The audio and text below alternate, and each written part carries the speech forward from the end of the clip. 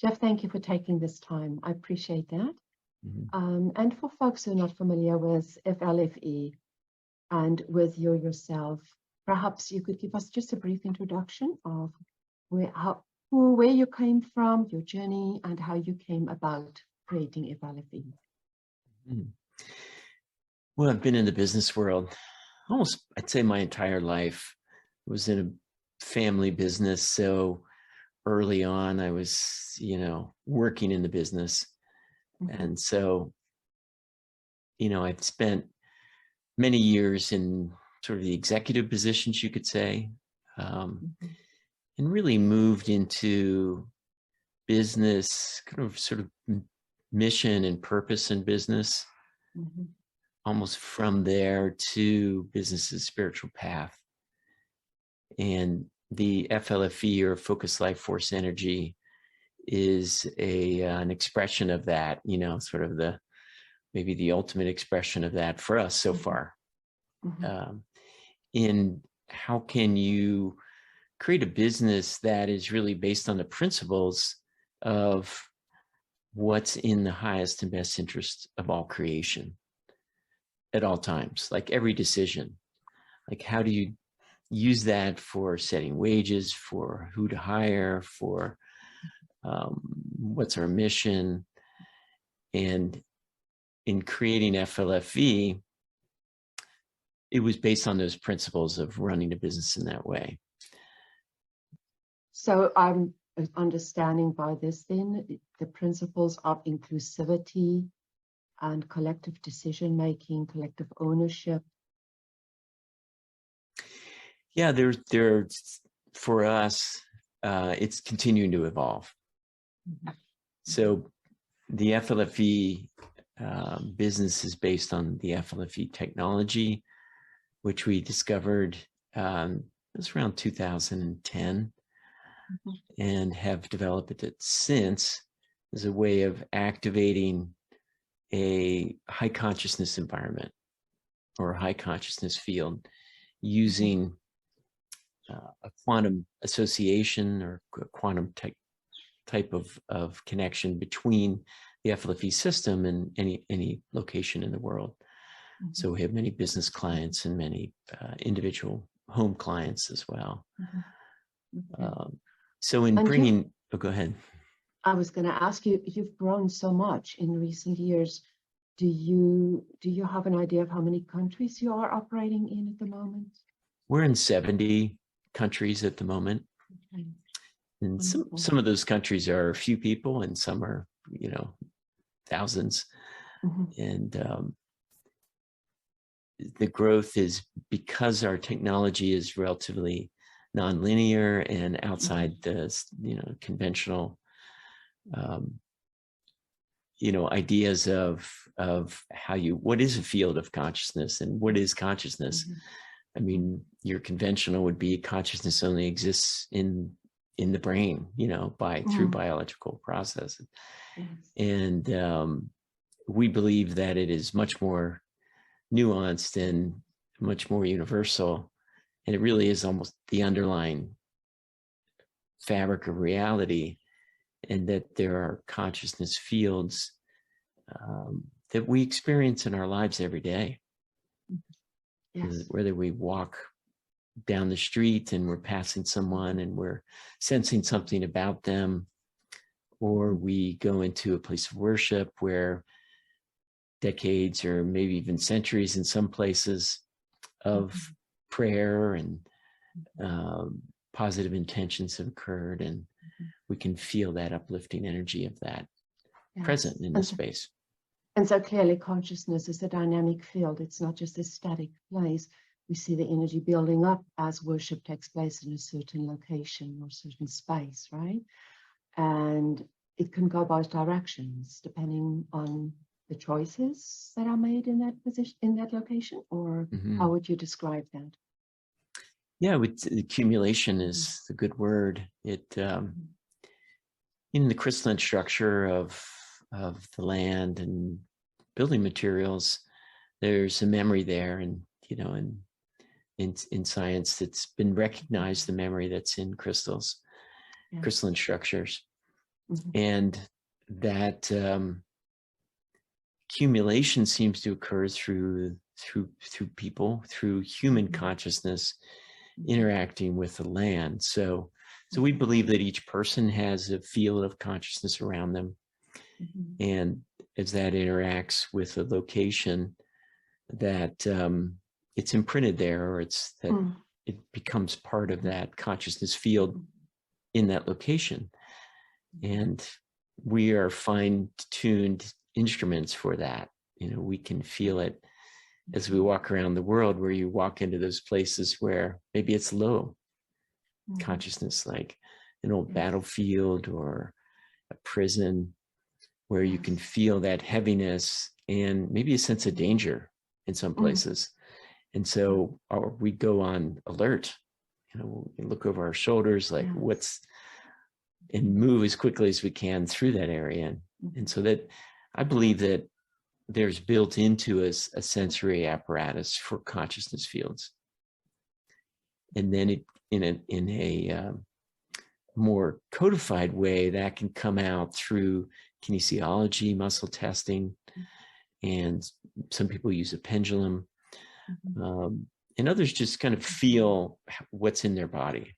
Like you walk into a place, does it feel expansive and safe, or does it feel sort of tight and maybe not safe? So and so this is where FLFE then comes in, FLFE, because it is inherently anchoring a certain level of consciousness within an environment which is more conducive to the process of growth and evolution and awareness, right? We discovered with this technology, and originally it was developed, or the three inventors were trying to bring in energy from, you could say, the field, everything around us. So they had used the Nikola Tesla technology, had high-speed alternating current flowing through plates, coils, and there were stacks of these up and down, you know, connected electrically. Yes. And by tuning the voltage and the alternation speed, they were pulling energy in through these input stacks, and there was one output stack that the energy came out of. And I went to see this inventor's house, and it was full of these stacks and a wall of oscilloscopes and all the electrical equipment. It's an engineer to control it. And it was like walking into the most amazing space. I mean, it was like walking into the most elevated place I have ever been, like going to a great party where everybody's laughing and talking, and you walk in the door, you're like, wow, you can feel that elevation. So walking in that place was like that, even though it was and the man was an older, lived alone, and it was a little messy, right? And the dishes in the sink. And so, and there wasn't a party going on in there, but that feeling was there. And I went to lunch. We walked down the street to lunch, and I must have been in a very high state of consciousness, because I looked at everyone in that restaurant, and they were so beautiful. And I could see their story and what was unique about them in that moment. So, all right, I said to my friend Clayton, who we eventually started FLFE with, all right, this is something very special that if we can bring that out into the world, could make a large difference in people's lives. It sounds almost as if you're describing a peak experience where, we have an experience, a breakthrough, sometimes in a workshop or in spiritual work, where we have that experience of simply being in the world, but not of it, and the energy flows through and everything is in harmony and in such exquisite beauty. And then that implicates that FLFE also has the potential then to, as it were, anchor a peak field, a peak experience field. It doesn't impose it on us, but it provides a field in which each individual can do their work of evolution more easily and with more support. And I've used it in business groups, which is really interesting. So this field, we're creating fields all the time. Yes. And we do it individually. We do it most powerfully in groups. And so shared intention, shared mission really can create a field that's very powerful. And in that field, people can take action, for the mission, and themselves clear away that, or have just naturally happen, that chatter of the mind. So what we see in a high field, and what we're offering to the world is a way to activate that in a place like a home or business, where you have that supportive environment that helps the mind to quiet down, helps you to connect to others in a powerful way, and brings up things for us to heal. And in a safe environment. In a safe place where, so with the field, the level of consciousness can be measured on a scale. So, from your work with Dr. David Hawkins and the map of consciousness, that you can use kinesiology to measure on that scale. And you could measure it by describing how you feel in a place. Because the scale has different emotions attached to it. And, if you're in a place that feels fearful, that you're in a lower level consciousness area field. And if you're in a place that feels loving, or even unconditionally loving, that's something you can feel in your body. Yeah. And it supports us to be loving. I think the energy field expands when we feel safe as well. We become more porous in a way so that we can receive inspiration or healing or ideas, creativity in that space. Yeah, I think it explains the consciousness field theory, you could say, and we believe it's beyond a theory, but explains peak performance that happens, especially with groups of first responders or people in a war, where the field becomes so strong between the people that they have each other's backs. Yes. They're there for a mission to, save others, find victims in a collapse of a building or whatever it is, that they're communicating without verbal.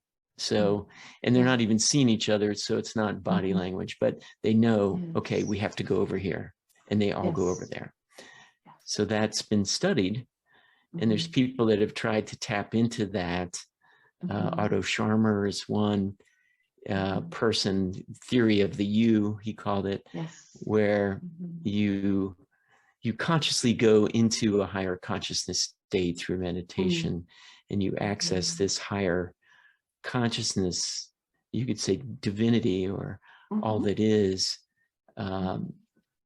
infinite knowledge and wisdom, to bring out new creative ideas.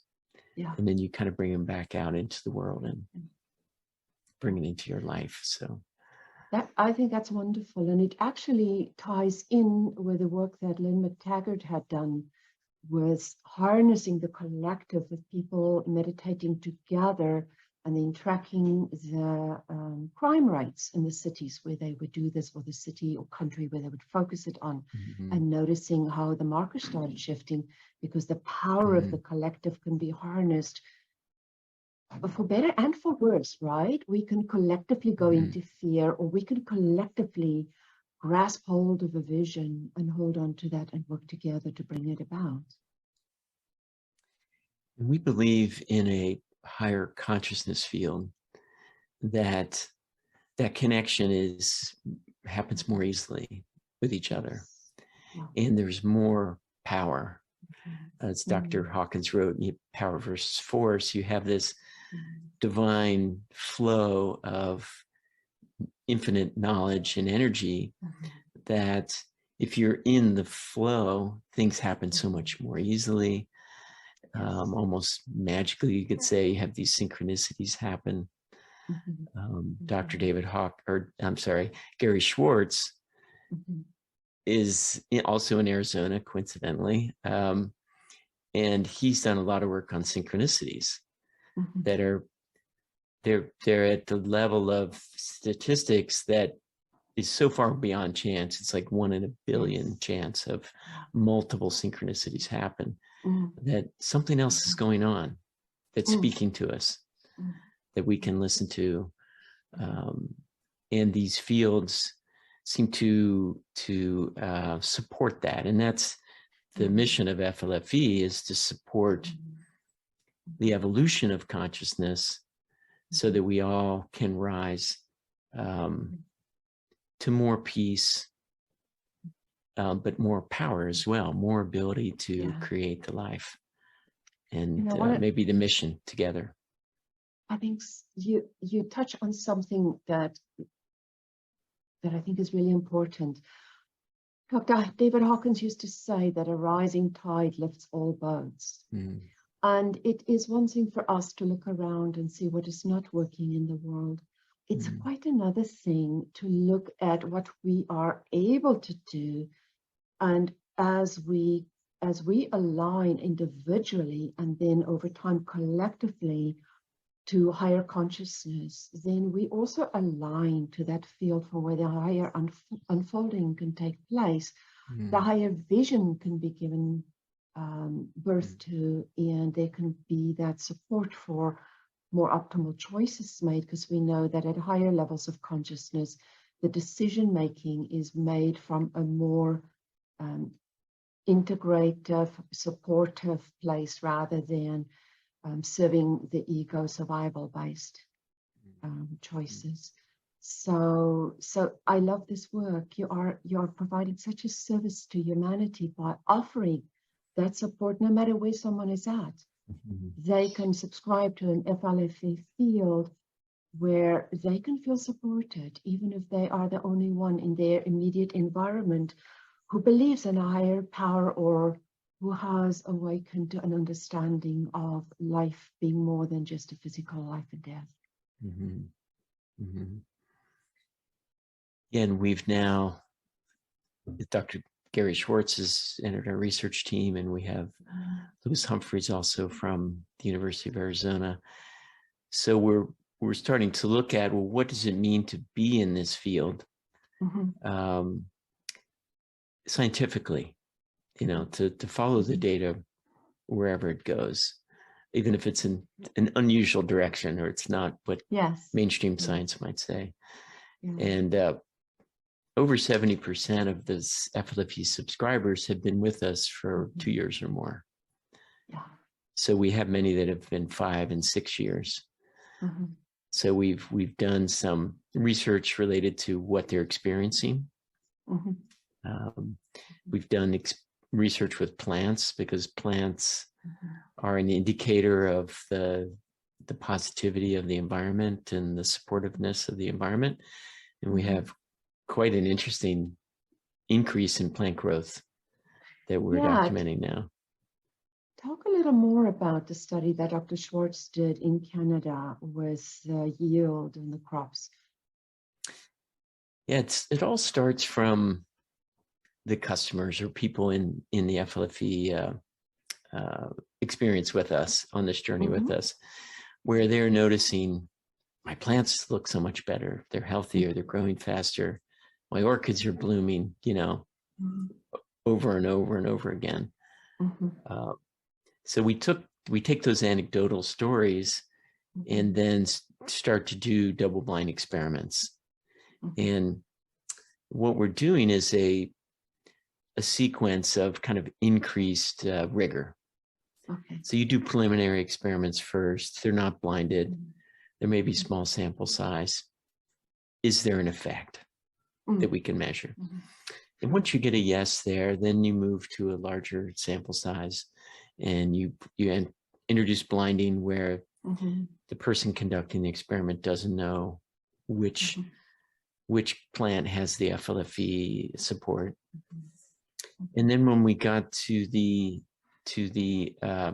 study in Saskatchewan in the farm, because a commercial organic farm, it was much larger sample size. And while you can't control the environments and Yes, the wind and the moisture there, we could have large control areas and in FLFE sections. So we conducted the experiment. And Dr. Gary Schwartz did the analysis of the data. He basically helped us with the experimental design, and then we conducted the experiment with the help of the farmer. And then he did the analysis afterwards. And what we saw was a 22.8% increase in yield. Wow. So this was using a John Deere combine that measures yield per acre. Yes. So we could really see the yield in each section and how it compared to the control. And some sections were close to 30. They were in the 29% range. Amazing. Some sections were lower. Yeah. It was a lower, wasn't quite a drought, but it was a lower water season than they had had. So it could have been even better, perhaps. Yeah. And that you also saw an increase in the leaf count, right? As a part of this study in the area that was receiving the FLFE energy. Well, in the farm study itself, our only independent variable was yield. We were looking for the farmer to do some protein studies and some other indicators of the vitality, but they got busy with their season and didn't happen. So in this next go round, we'll have that. But in previous experiments, yes, we saw controlled experiments. We saw the actual measurement of either a root, a seedling size, or the number of leaves and the length of the leaves during the experimental period. So, and that is congruent with what so many people find when they have the subscription at home, that their plants are growing better, the animals are happier, the kids stop fighting. Yeah, probably our biggest miracle in homes is teenagers cleaning their rooms. So that brings us into the use of the focus life force energy in our personal growth and development, right? So perhaps you can speak a little about that, about the impact that it has on our human psyche and our journey. Yeah, so the FLFE environment is a field that is at the level of unconditional love on the Hawkins map. So in that unconditional love field, people can, there's always free will, of course. It's primary, and but in that field, people tend to come to love. They tend to rise. They're supported.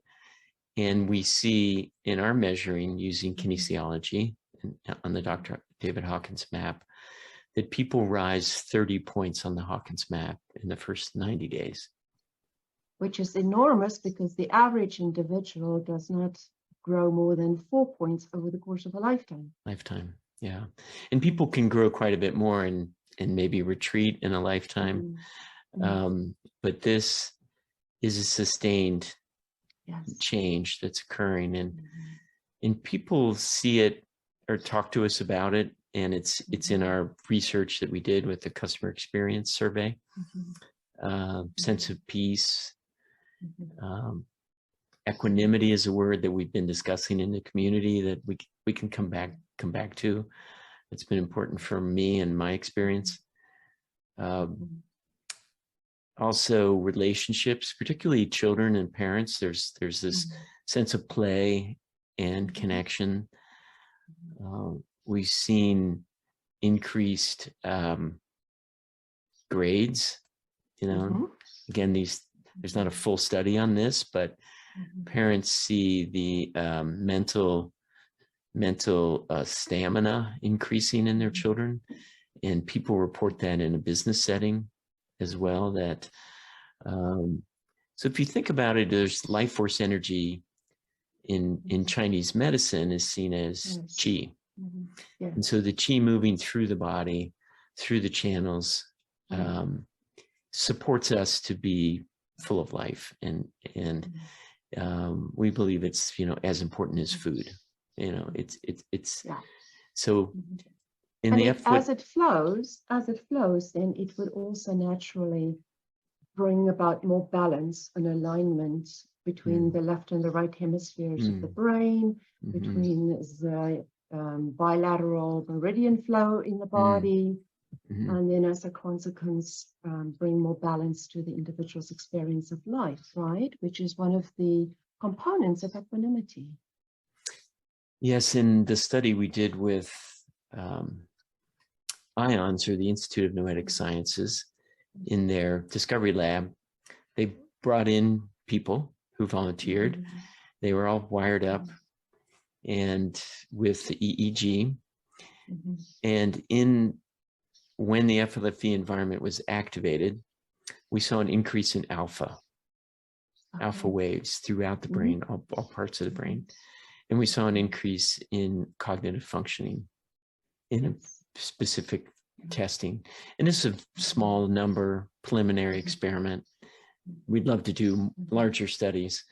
But that activation of the alpha is an indicator that the brain is moving into a more creative state, a more connected state.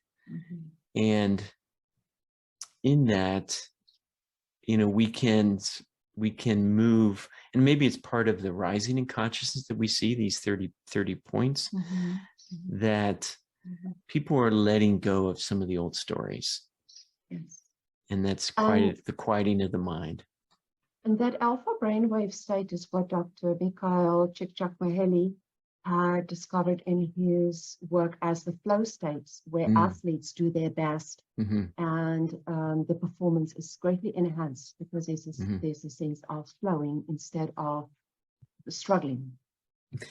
And that's supported by what we hear from subscribers, being in a flow state, being able to enter that workflow or flow state with their children or with their loved ones, where they're really, the mind is quieting. They're able to fully connect. And I think in that fully connecting out of our mind stories, the ego trying to survive, doing its best to help us, that we can then start to connect to a higher level of support around us and information. And that's where that creativity comes in. It's like, it wasn't my idea, but here it is. It's here for me to use. And when we look at the human as being really, each one of us being an infinite soul incarnate in this physical body for this life's learning and growth, then when we come into that state of flow and alignment, we are able to receive the guidance from our higher self or from the divine, whatever we would call the greater energies more. So yeah, that's such a gift, such a gift. It seems to thin that veil, you could call it. And the higher the consciousness level, the thinner it seems to be, where, and it may be also just quieting the mind, to just be in that receiving mode. And I would actually go further, and I would say that it quiets down the egoic mind. The higher mind is able to function, but the egoic mind, which is always worried about how do I look, How do I come across? Will I survive? Is it going to be successful or not? The duality consciousness thrives functioning through the egoic mind. And when we come to these higher states of consciousness, it's as if we calm that egoic mind so that our higher consciousness can have a voice. And in that stillness, we can hear our guidance and tap into our creativity. You could say that a flow state is the flow of that higher consciousness mind, that large S self, divinity, or however we speak about it, coming through us as an instrument into the world. So bringing us, so we're here for a mission, for a purpose, for whatever it is we believe or we feel. So that flow of that higher consciousness and information, it astounds me every day what comes through Clayton and I when we are in these states, and we create purposefully really very high states in the 850s to 900s.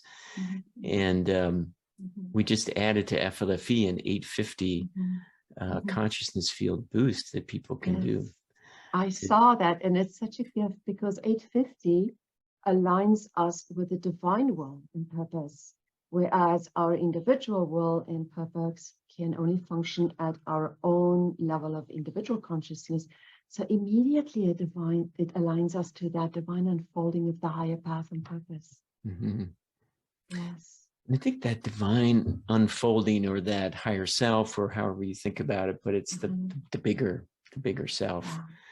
We're so much more productive, loving, see the big picture, see what's important, and just do it. There's no worry, fear, second guessing. It's just we're in that flow state. And it's just the way I think we should be, right? It's like the natural state. And that's really the mission of FLFE, is to create the most pristine, supportive environment for that to happen, for that to flow through us. And we mentioned equanimity, and it's really come up for me lately, and we talked about it in the webinar we had with all the subscribers. And it's a state of, really, it's the connection to that flow state, right? To that larger divine, infinite information and support. Love for yourself, love for others, and psychological and, I'd say, energetic stability. No matter what's happening. And no matter what you're experiencing personally, whether it's loss,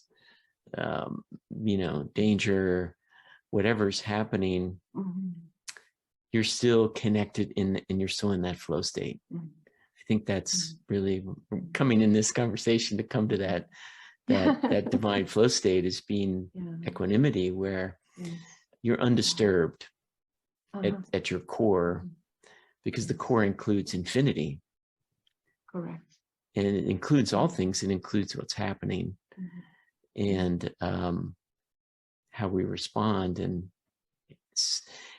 in business, I tend to think, I thought of it as the no problem zone.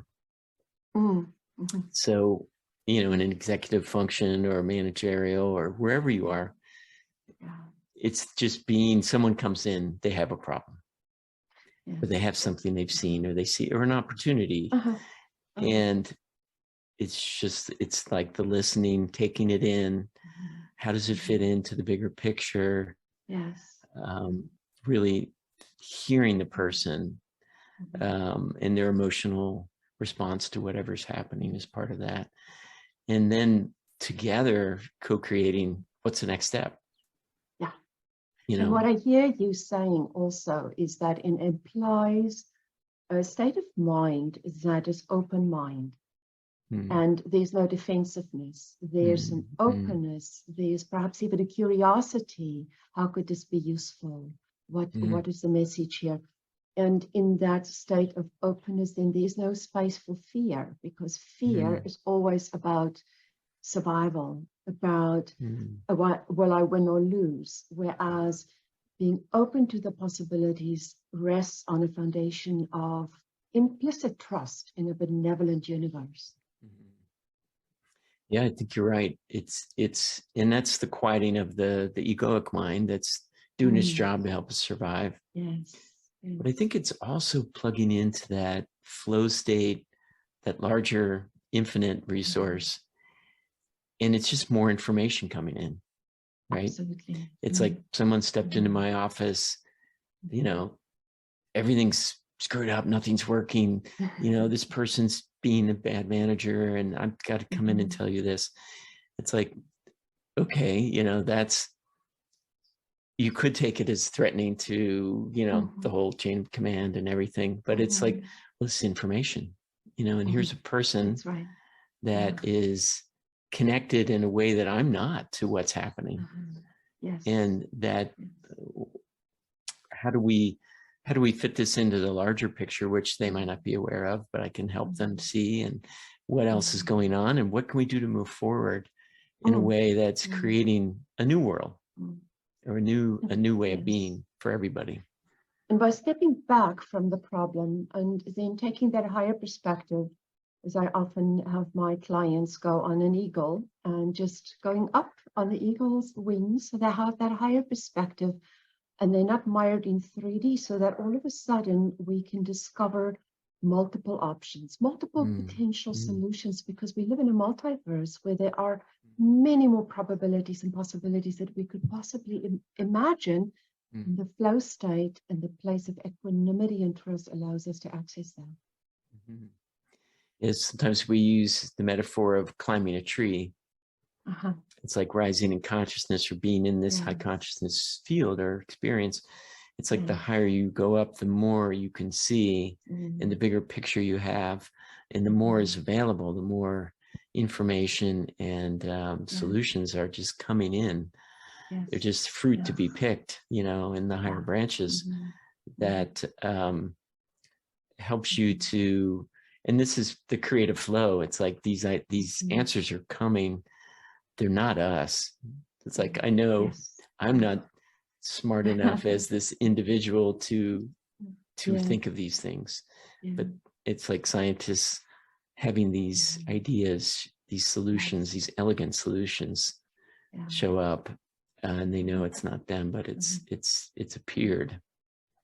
And on a bigger scale, it would appear that this gift that you were given and that you're bringing to the world is really a gift for this place and time, because we are surrounded by events that would appear to be a world in crisis. And yet I believe that it's not a global crisis, it's a crisis of consciousness that we're facing. And so as we are able to awaken more and mature more in this understanding of ourselves as being eternal souls, having this bodily experience, and then having the support of a field like FLFE to support us, we are able to awaken and do the work of making wiser choices to get out of the quagmire, out of the thickets, and into a place where there can be better flow for humanity.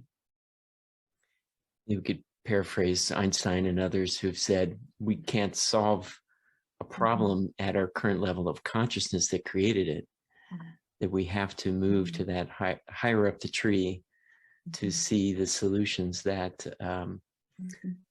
are elegant and, you know, are win-win-win all the way around. Maybe win to the infinite power. I mean, I am just amazed continuously by those solutions that come that are just so elegant and just include all of the pieces that are part of, you know, the quote unquote problem.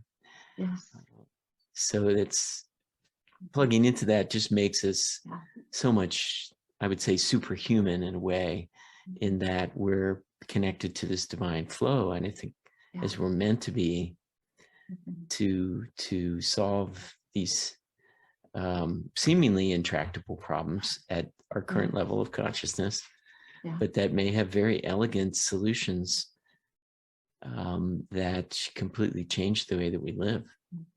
Absolutely. And I think there's such great hope and encouragement for us as humans doing our personal work of evolution, growth, and unfolding in consciousness, because even one point on the map of consciousness is tenfold more powerful than the point below it, because we're dealing with a logarithmic scale. And so that the more that we evolve in consciousness, then of course, the more the expanse of options and possibilities open up to us for problem solving, for creating, for working together. There's so much hope. There's so much hope at this time. And I love Dr. Hawkins' work around the compensation factors, where the personal work that we do, whether we're just at home, we're not out in the world, but we've risen in consciousness. And so our personal field is now radiating that, and it's affecting all of humanity. Yes. And so we can do our personal work and make a huge difference at this time. And that equanimity, to be in that state of, you know, this is more information, it's okay, we're okay. And I think for me, that has come from the support of FLFE and, you know, death close by. You know, my son died this spring. And it's hard to say that publicly, you know, it's such a huge event, but the power of that event, you know, kind of breaks open those I don't know, encrusted beliefs that, oh, that maybe is all that is, and we just die and that's it. But what has come from that is a complete connection and relationship with death, you know, a positive relationship with death that can underlie this way of looking at the world, you know, that's at a higher level of consciousness, where it's just, you know, consciousness is conserved. And there's so much now evidence about that. Dr. David Hawkins talked about it. Dr. Gary Schwartz has done quite a bit of scientific evidence around the continuation of consciousness, the conservation of consciousness, like energy is conserved. Absolutely. And if energy has no beginning and end, cannot be destroyed, simply changes form, then our consciousness, which is energy, why not? It's the same principle. It holds true. So knowing that death is just a change of state, it's a change of venue, maybe interdimensionally. And as we come to understand the dimensions better, we'll know, okay, you have this astral realm and there's this death process. And we've actually had communications with my son through intuitives, and he's explained the death process as he experienced it. So that, you know, knowing that he's okay and that in fact he's really enjoying this experience is part of this larger connected to all that is and this infinite intelligence, is knowing that that's true. It's not a belief. It's a knowing that there's an eternal consciousness, maybe in both directions. Maybe we've always been this consciousness and we will always continue in different forms, and not resisting that process, but honoring it and knowing it, that it's just part of how things work. I want to honor you for your transparency and sharing your experience and pain.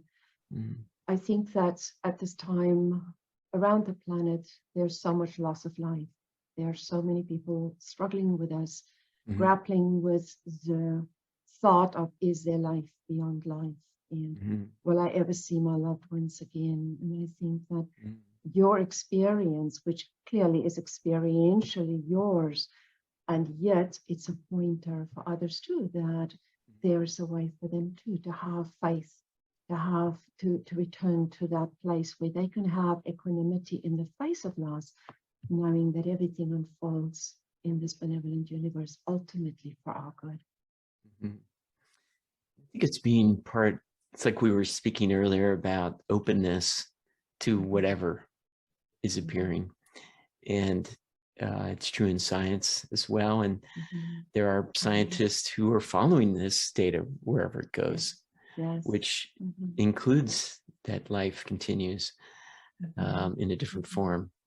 Yeah. And so being open to that and finding those researchers that are doing that work might help people to see that. You know, spending time with someone that takes care of people in the death process, like someone that works in one of those hospice, in a hospice place, to see what they say. Absolutely. I worked in hospice for a number of years, and it completely changed my perspective. I had a belief in life after death previously, but in hospice, I truly experienced it.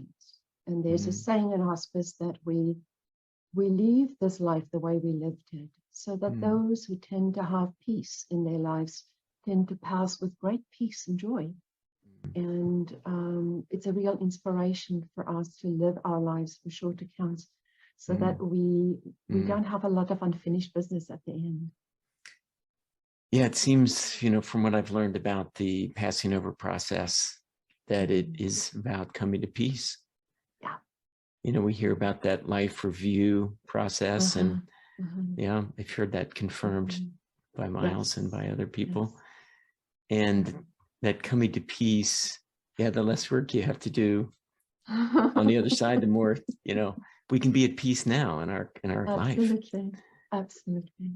Yeah. And that coming to peace is what we see as one of the biggest benefits of being in a high consciousness field like FLFE, where you can have those stories surface for you to see, let them go, and just enjoy life. Yes. It's not about, higher consciousness is not about like leaving life. It's about being in life so much more fully and enjoying every moment of it, and enjoying even the pain of it at times. That it's so, it's not filtered by the mind. It's just fully experienced. And there's an ecstasy in that, fully experiencing. Yes. And it's something difficult for us to learn in the West, because the Western mindset has this competitive flavor with a point of arrival that we get conditioned into. And there is no point of arrival. Life is eternal. The cycle of life is eternal. The soul comes from eternal creator and returns and continues eternally. So we have all of eternity. And in cultures like in India, that's one thing that has struck me, is that patience that people have with the process and the journey of life, because they have this innate understanding that time is irrelevant. It is about how we show up and do the work in this moment that matters. Yeah.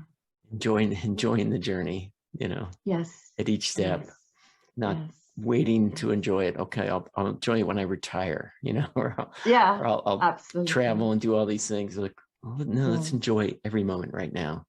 Absolutely. With our kids, with our spouses, with our, you know, our coworkers and employees.